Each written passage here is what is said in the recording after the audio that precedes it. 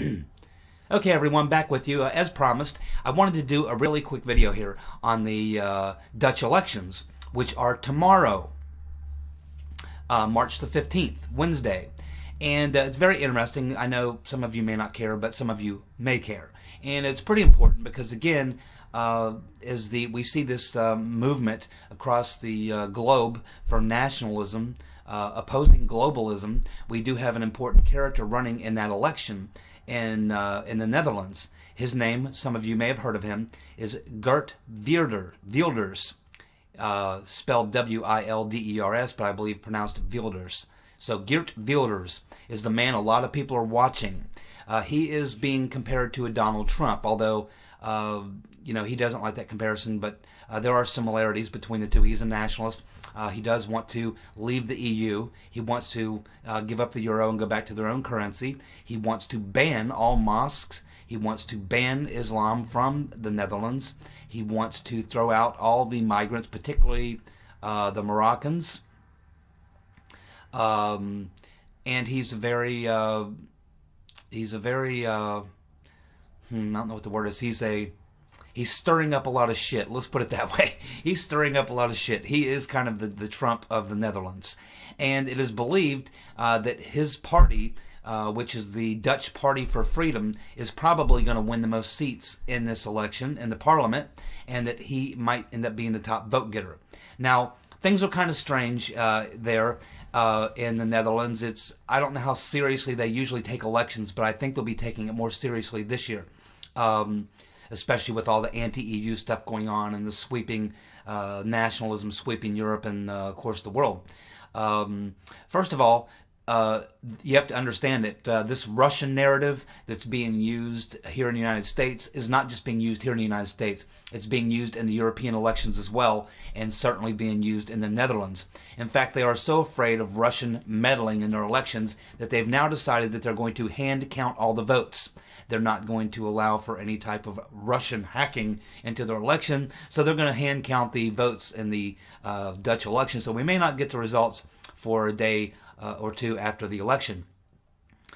There is 28 parties in the Netherlands. 28 parties. There's only 4 that really are viable parties that actually have people with seats in the parliament, but they actually have a lot of parties there because, again, it's almost like a joke in the Netherlands about voting for some reason, because I think it's such a laid-back country, and even the most conservative of conservatives, like the guy who's there now, he's a center-right sort of conservative, is very, very, very liberal. So it's one of the most liberal countries in the world.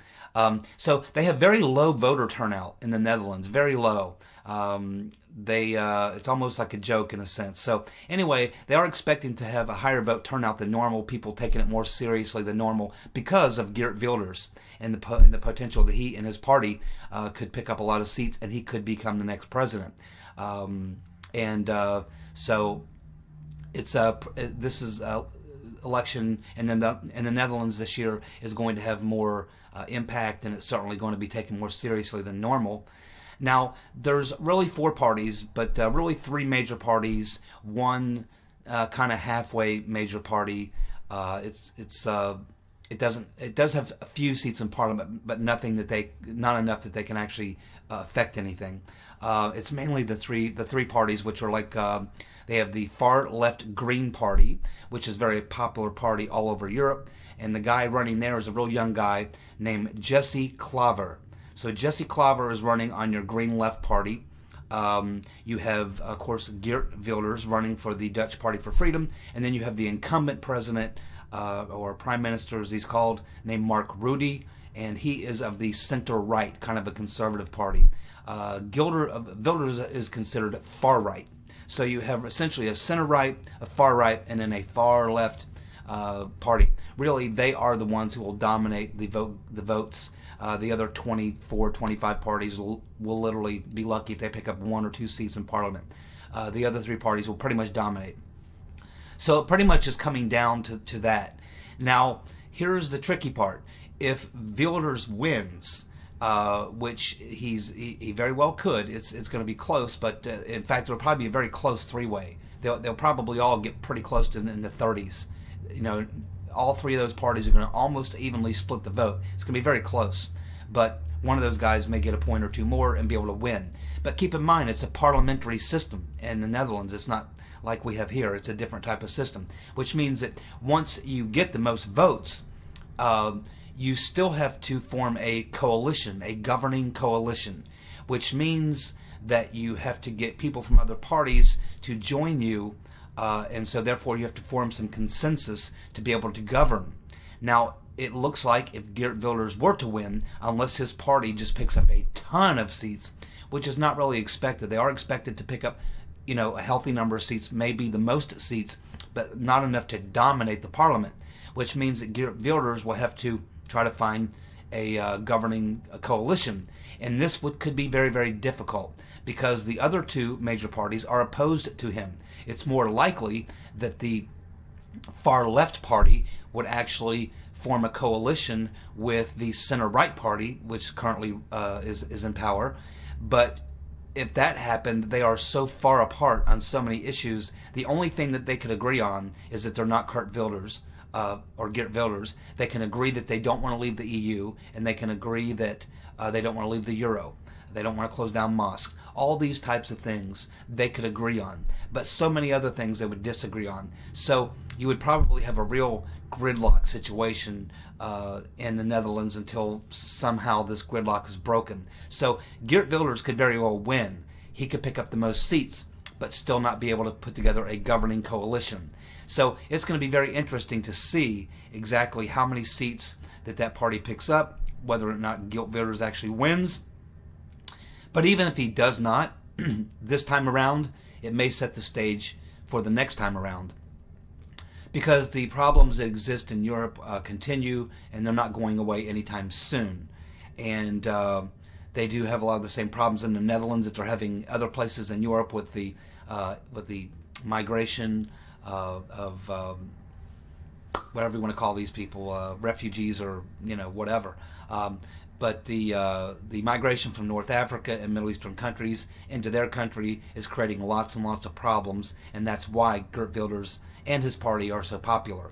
The trick is, will they have enough? Will they win big enough to have a governing coalition, or will Geert Wilders find himself winning but not having enough seats to form a coalition government? We know the other two parties are opposed to him, so it's very likely he could win the most votes, but that the other two parties could join together and they actually form a coalition, which means gridlock. Nobody would get anything. It would just be a head-to-head battle and there would be no progress made. But there is a psychological effect that this could have. If Geert Wilders does win and his parliament does do very well, this could carry over into further psychological effect into the French elections and into the Austrian elections and into the situation going on in Belarus and some of the other Eastern Euro countries, Poland, for example. So there's a lot of people in Europe watching this election. There will be both the actual effect of who wins or loses. There will be the psychological effect of who wins or loses that will either play more into the globalist, anti-globalist, pro-nationalist movement in Europe, or it will begin to weaken it, or we might see it on the decline. So this is going to tell us a lot about the direction that that things are going, because this will be the first real European litmus test since the Brexit vote. And so people have had some time to sit back and look at the Brexit vote, and it'll be interesting to see how that, because that will have an effect. People are looking at Brexit, and that's going to have an effect on how people vote in the Netherlands. And depending on how people vote in the Netherlands, that's going to affect how people vote in France. So these things are all interrelated, and certainly as we look at this movement sweeping across the Western world. So this happens tomorrow, and I'll certainly, as soon as we know who's won the election and what the shakedown is, what the number of seats is, I'll certainly come back and report on that and let you all know. But at this point, the Dutch election is tomorrow. If you're a Trump supporter, if you're an anti-globalist, then you're probably cheering for Geert Wilders. And so we'll see how that all goes, and I'll report back to you just as soon as we have these results in and we know what happens. Okay? Y'all have a good day. Oh, by the way, thank you to all my subscribers. I appreciate everybody who's subscribing to my YouTube channel. I appreciate the thumbs up and sharing. Of course, sharing my videos is always important. So because I don't get, you have to understand, I don't do advertising on my videos. If you do not do advertising on your videos, then you get put to the bottom of the list in Google, which is YouTube. So it's really hard for people to find my videos, to search on them. The only way they might find them now where I stand now is if somebody shares them or puts them on their Facebook page or links them or whatever, because I don't bring in any revenue for Google. I'm not interested in bringing in any revenue for Google. Okay? I'm just interested in putting information out there for people and giving them maybe a different perspective than they get from the mainstream or from someone like Alex Jones, who I basically like Alex, but I think there's other ways sometimes to look at an issue than the way Alex does it. And of course, there's Molyneux and Styx Hexenheimer and other people, H.A. Goodman, other people I watch. So, I'm not a partisan. I'm not a Republican or a Democrat. I'm a libertarian. And so I just look at things. I try to be like an umpire. I just try to call them as I see them. And so anyhow, I appreciate everybody who's who's on board, subscribing, sharing, and commenting and all that. I appreciate you very much.